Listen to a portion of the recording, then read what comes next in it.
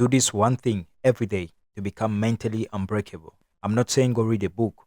I'm not saying go watch a motivational video. But one thing, repeatable, free of charge, and backed by hard neuroscience. Here's what most people get wrong about mental toughness. They think it's a personality trait, something you either have or you don't. No, it's not. It is a skill, and like every other skill, it's built one rep at a time.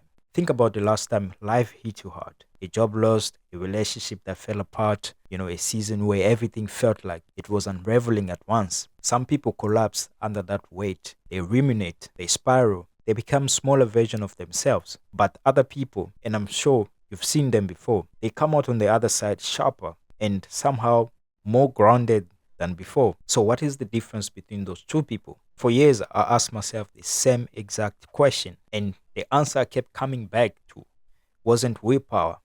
It wasn't even genetic. It wasn't even some kind of rare gift, but it was a habit, a specific one, daily habit that physically rewires the brain over time. I've spent years studying this as a neuroscience researcher, and of course in writing my book, Mental Toughness, Unbreakable Mind.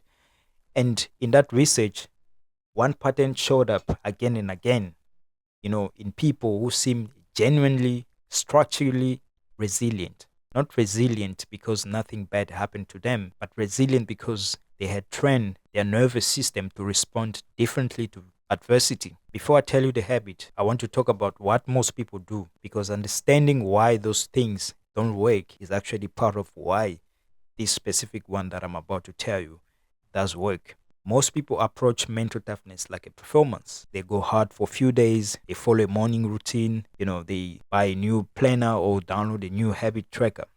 And then life gets busy. The motivation, runs out, and then they're back to square one. Maybe even feeling worse because now they have evidence that they cannot stick to anything at all. Here's the problem. Motivational based system collapse under pressure. And pressure is exactly the environment mental toughness needs to operate in. What you need is not a system that works when you feel good. You need a habit that works especially when you feel like absolutely garbage. That is a completely different design requirement. The habit I'm about to share with you doesn't require motivation. It doesn't require perfect morning.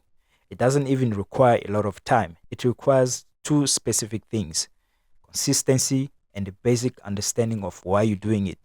Because understanding the mechanism is what makes the habit stick. And the habit is this: deliberate discomfort exposure, done daily, on purpose, with full awareness. I know you might have expected something more exotic, but hear me out. Most people misunderstand what this actually means, and that misunderstanding is exactly why they never get the result.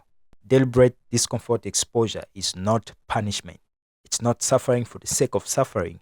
It has nothing to do with cold shower specifically, or fasting, or any of those practices. It is the intentional practice of doing something hard, uncomfortable, or inconvenient every single day while staying mentally present through the discomfort rather than escaping it. The keyword there is intentional, and the key phrase is staying mentally present. Let me break both of those down. Intentional means you choose the discomfort. You don't just suffer accidentally through a hard day. You deliberately create a moment, even a small one, where you do something you don't feel like doing, and you do it anyway. That could be a 2-minute cold rinse at the end of your shower.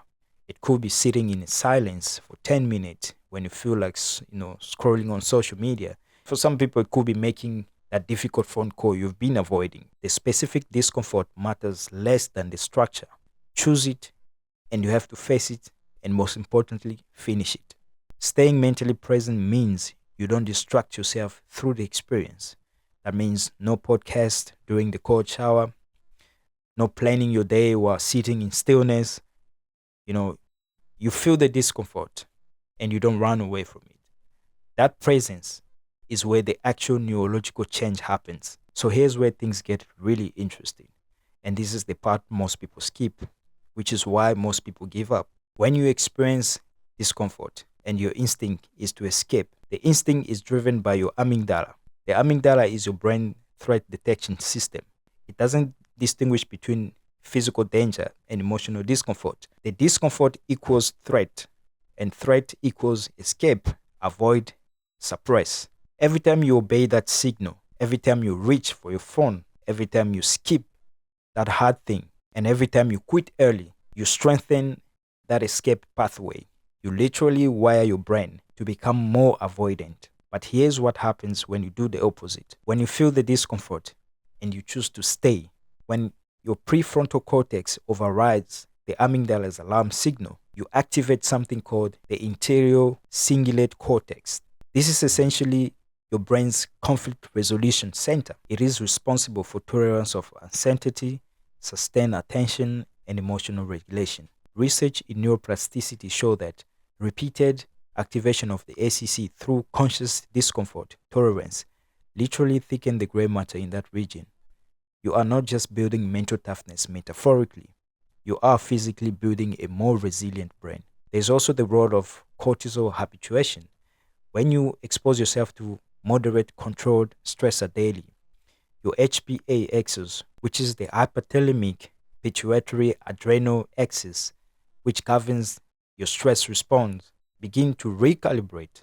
Okay, your baseline cortisol response to stress decrease over time.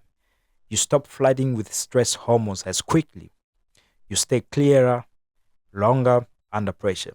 This is why mentally strong people often seem calm when everybody's panicking. It's not because they feel less, it's only because that their nervous system has been trained to return to the baseline faster.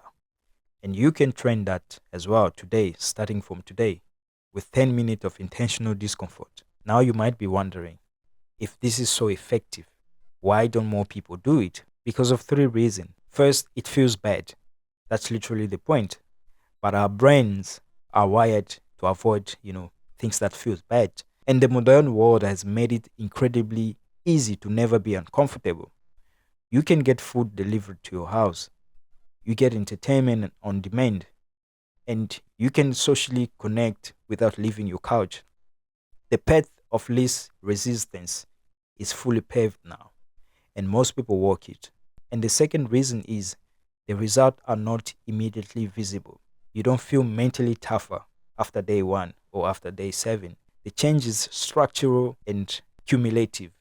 It happens under the surface before it shows up in your behavior. And that delay kills most habits before they ever had a chance to compound. The third reason is people confuse busyness with toughness. Being busy all day feels hard, yes, but reacting business doesn't build the same neural pathway as intentional discomfort does. Running from task to task is avoidance. Sitting with one thing uncomfortable on purpose is training. The people who actually build unbreakable minds understand that distinction. They don't negotiate with themselves. They show up to their discomfort practice the same way they have to show up to the gym session. So how do you actually build this habit so that it sticks even when motivation is zero? Here's the framework I call the D.A.R.E method. The D stands for define your daily discomfort. Pick one specific, repeatable, and comfortable action, not something different every day. The same thing daily for at least 30 days. Specificity removes negotiation. When the action is vague, your brain will bargain. When it's concrete, it becomes automatic. A stands for anchor it to an existing habit. Habit stacking is one of the most researched, supported method for behavior change. Attach your discomfort practice to something you already do daily.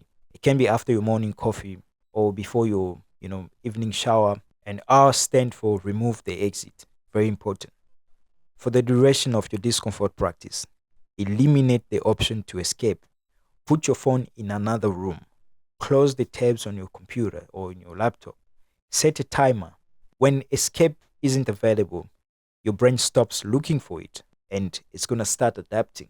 And E stand for expect resistance and log it. Every day, especially in the first 2 weeks, you will feel resistance before you even begin. That resistance is a signal, not a stop sign.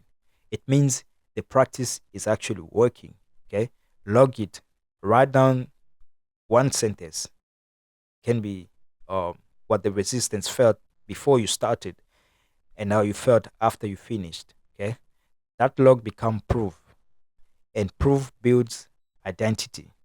You stop being someone who tries to be disciplined and you start being someone who is actually disciplined because you have a record of showing up. Mental toughness is not built in big moments. It's not built in crisis. It's not built in confrontations.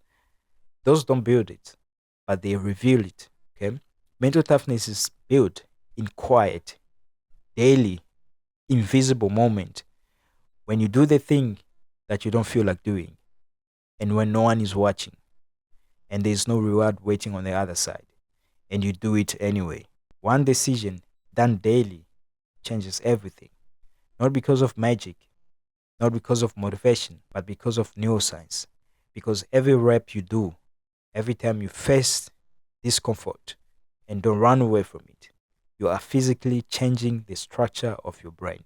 You are building the version of yourself that doesn't break. And here's the action step that you can do today, not tomorrow, right now, today.